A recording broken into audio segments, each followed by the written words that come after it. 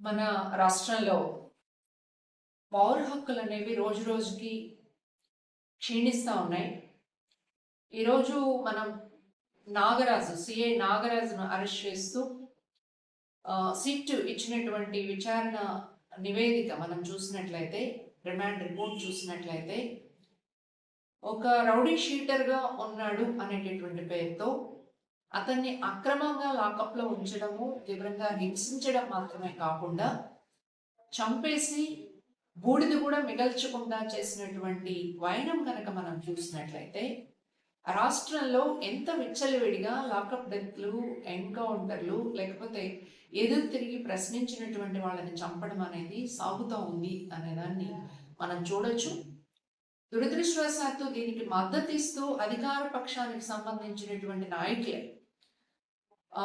నిందితుడికి మద్దతు ఇస్తూ రోడ్డు మీదకి రావడం అనేటటువంటిది బరి తెగింపు తప్ప మరొకటి కాదు. ఎవరినైనా సరే విచారించాల్సి వస్తే చట్టం ప్రకారం విచారించాలి. ఈ చట్టం అనేటటువంటి దాన్ని పక్కన పెట్టేసి హత్యలు చేయడంలో పేదలు, దళితులు ఇలాంటి వాళ్ళనే ఈ రకంగా చంపేయడం అనేటటువంటిది మనం చూసినట్లయితే, ప్రభుత్వం ఈ రాష్ట్రంలో ప్రశ్నించేటటువంటి వాళ్ళ మీద అనుసరిస్తున్న వైఖరికి దర్పణం పడుతుంది. అనేక చోట్ల ఇటీవల కాలంలో విశాఖపట్నంలో ఉక్కు ఫ్యాక్టరీలో 20 మంది కార్మికులు యాక్సిడెంట్ జరిగి అక్కడ మరుగుతున్నటువంటి ఉక్కు మీద పడి చనిపోయారు. అడుగుతూ ఉంటే న్యాయం చేయాలి అని చెప్పేసి అడుగుతూ ఉంటే, అక్కడ సేఫ్టీ చర్యలు తీసుకోవాలి అని అడుగుతుంటే, నష్టపరిహారం ఇవ్వాలి ఆ కుటుంబాలను ఆదుకోమని అడుగుతూ ఉంటే, మీరెవరు మాట్లాడడానికి? మీ కుటుంబంలో చనిపోయారా అని చెప్పేసి ప్రశ్న వేయడం అంటే, అన్యాయం జరిగితే ఆ బాధితులు తప్ప మరెవరూ మాట్లాడకూడదు అని చెప్పేసి చెప్పడం ద్వారా ప్రశ్నించేటటువంటి స్వరాన్ని పల్చన చేసేటటువంటి పరిస్థితి, అణిచివేసేటటువంటి స్థితికి దర్పణం పడతా ఉంది.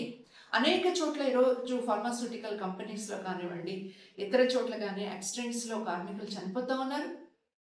అలాగే ఈరోజు ఉపాధిలో చాలామంది కార్మికులు వడదెబ్బ తగిలి చనిపోయినటువంటి పరిస్థితి. వీళ్ళకి చట్టం ప్రకారం నష్టపరిహారం రావాలి, కనీసం మట్టి ఖర్చులు కూడా తక్షణం ఇవ్వనటువంటి పరిస్థితులు మనకు చాలా చోట్ల కనిపిస్తూ ఉన్నాయి. మొత్తం రాష్ట్ర వ్యాప్తంగా ఎవరైతే వడదెబ్బలో చనిపోయినటువంటి కూలీలు ఉన్నారో, అలాగే ఈరోజు యాక్సిడెంట్స్లో చనిపోతున్నటువంటి కార్మికులు ఉన్నారో, వాళ్ళకి చట్టం ప్రకారం వర్క్మెన్ కాంపెన్సేషన్ చట్టం ఉంది. వర్క్మెన్ కాంపెన్సేషన్ చట్టం ప్రకారం వాళ్ళు యాక్సిడెంట్ కాకుండా ఉంటే ఎంత సంపాదించగలరు, వాళ్ళ కుటుంబానికి ఎంత నష్టం జరిగింది అనేటటువంటిది లెక్కించి వాళ్ళకి నష్టపరిహారం ప్రకటించాల్సిన అవసరం ఉంది. అందుకనే ఉపాధి కార్మికులు ఎవరైతే వ్యవసాయ కూలీలుగా ఉండి ఉపాధి పనులు చేస్తున్నారో వాళ్ళకి 25 లక్షలు ఇవ్వాలని చెప్పేసేటటువంటి డిమాండ్ చేస్తూ ఉన్నారు. పరిశ్రమల్లో పనిచేసేటటువంటి కార్మికులకు ₹1,00,00,000 ఇవ్వాలని డిమాండ్ చేస్తున్నారు. ఈ డిమాండ్స్ని ప్రభుత్వం యాక్సెప్ట్ చేయాలి, లేకపోతే రాబోయే కాలంలో ఈ డిమాండ్స్ మీద, అలాగే దళిత వర్గాలకి, పేద వర్గాలకి న్యాయం కావాలా అని చెప్పేసేటటువంటి దాని మీద పెద్ద ఎత్తున ఉద్యమాలు చేయాల్సినటువంటి అవసరం ఉందని కూడా తెలియజేస్తా ఉన్నారు. ఈరోజు రాష్ట్ర ప్రభుత్వం రాష్ట్రంలో అనేక వనరుల్ని ప్రైవేటీకరణ చేయడం మనం చూస్తూ ఉన్నాము. ప్రజల్ని భ్రమలు పెట్టడానికి శంకుస్థాపనలు చేస్తున్నారు. కడప ఇప్పటికి 4 సార్లు స్టీల్ ప్లాంట్ శంకుస్థాపనలు జరిగినాయి. అయినా మళ్ళీ మరొకసారి శంకుస్థాపనకి సిద్ధమవుతున్నారు. జొన్నగిరిలో బంగారు గనులు ఉన్నాయి అనేటటువంటిది ఐడెంటిఫై చేస్తే రాష్ట్రానికి ఏ రకమైనటువంటి రాయితీ లేకుండా ప్రైవేట్ కంపెనీలకు అప్పచెప్తున్నటువంటి పరిస్థితి. ప్రకాశం జిల్లాలో ఐరన్ ఓర్ గనిజాలు ఉంటే దాన్ని జిందాల్ వాళ్ళకి అప్పచెప్తా ఉన్నటువంటి పరిస్థితి ఉంది. కేజీ గ్యాస్ బేసిన్లో ఉన్నటువంటి గ్యాస్ కనుక మన రాష్ట్రం రాయితీ 50% రాయితీ ఇవ్వాల్సి వస్తే ఈరోజు ప్రతి ఒక్క కుటుంబానికి ₹200 పైప్ లైన్ ద్వారా గ్యాస్ సరఫరా చేయగలిగేటటువంటి అవకాశం ఉంది. ఈ సహజ వనరులన్నీ ప్రైవేటు వ్యక్తులకి తాకట్టు పెట్టడం కాదు, ప్రైవేటు వ్యక్తులకు అప్పచెప్పడం కాదు, వీటిని పబ్లిక్ రంగంలో ఉంచాలా, ఈ రాష్ట్ర ప్రజలకి, ఈ రాష్ట్ర అభివృద్ధికి ఉపయోగించాలా అని చెప్పేసేటటువంటిది సిపిఎం పార్టీ డిమాండ్ చేస్తూ ఉంది. అంతేకాదు దళిత క్రిస్టియన్లకు సంబంధించి రిజర్వేషన్స్ సమస్య సుప్రీంకోర్టు తీర్పుతో జటిలమైంది.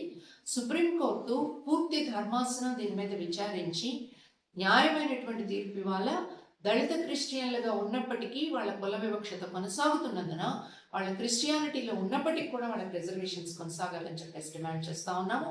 అంతేకాదు పార్లమెంట్లో కూడా దీన్ని చర్చ చేసి తగినటువంటి అవసరమైనటువంటి సవరణలన్నీ అందుకు వీలుగా చేయాలని చెప్పేసి కూడా సిపిఎం డిమాండ్ చేస్తారు.